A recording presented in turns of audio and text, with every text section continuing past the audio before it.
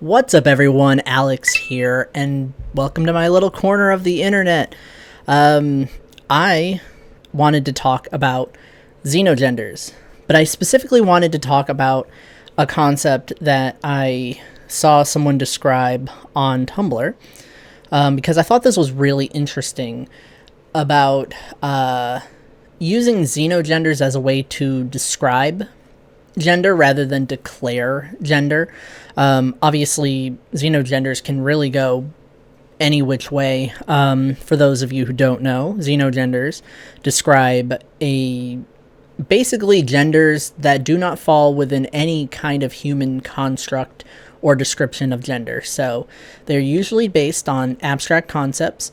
They're usually based on anywhere from colors to nature to sensations to media to anything, animals, plants, space. But I found this really interesting post that I really wanted to point out because I really liked it.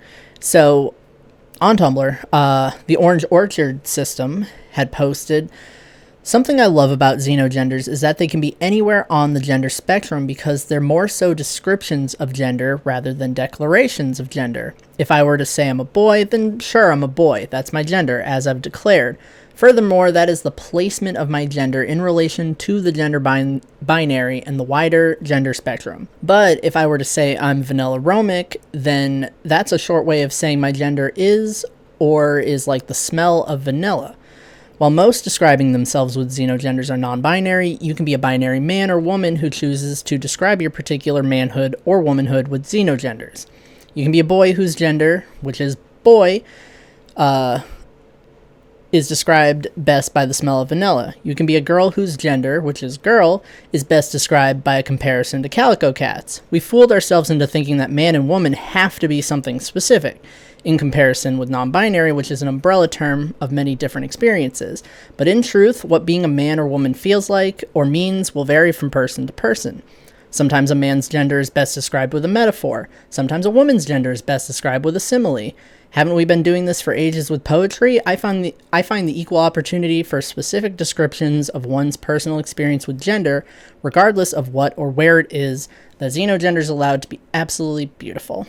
I love this so much. I like the idea of xenogenders being used as a descriptor.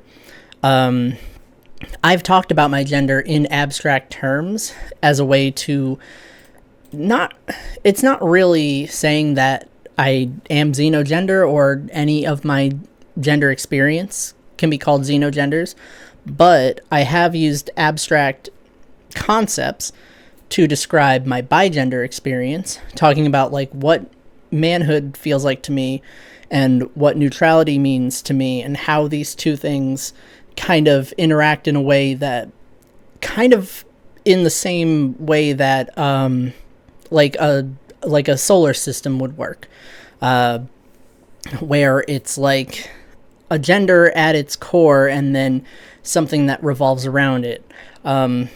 I use that kind of imagery in the YB3 zine, and I use it on my main account, the Bigender Cosmonaut on Tumblr, and that's always been a thing for me. It's always been kind of the theme, the best way to describe how my genders kind of revolve around the same concept of me, and then sometimes they overlap, sometimes they're farther apart from one another, and one doesn't really exist without the other. They kind of both have to exist, but I do like that. It's not quite the same as being xeno-aligned. I have talked about being xeno-aligned. I've talked about questioning it, and I back when I was picking apart my gender and am I this, am I that? I had a video talking about, am I xeno-aligned, or do I just like the idea of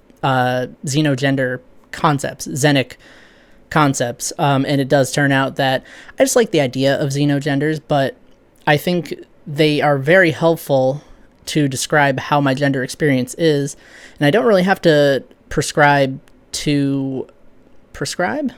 I'm not giving it to someone.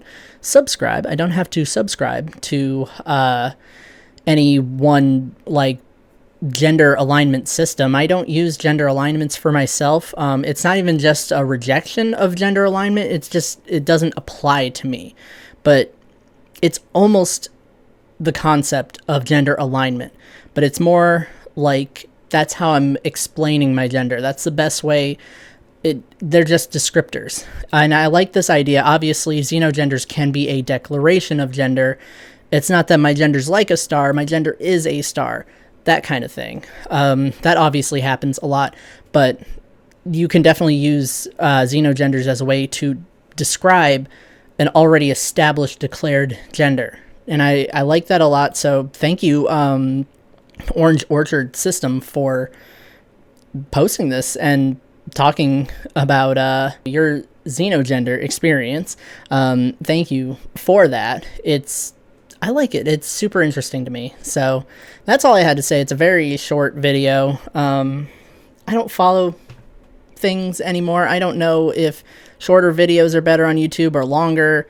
Like, do I keep all the short stuff to shorts and the long stuff to longs? YouTube longs?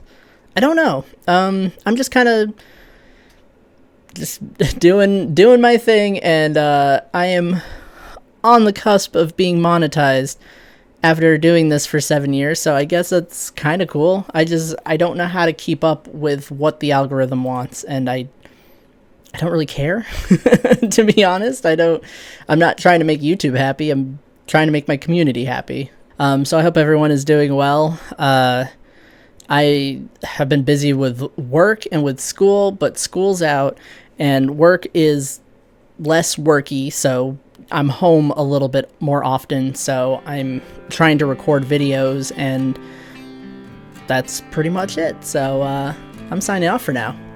See you later.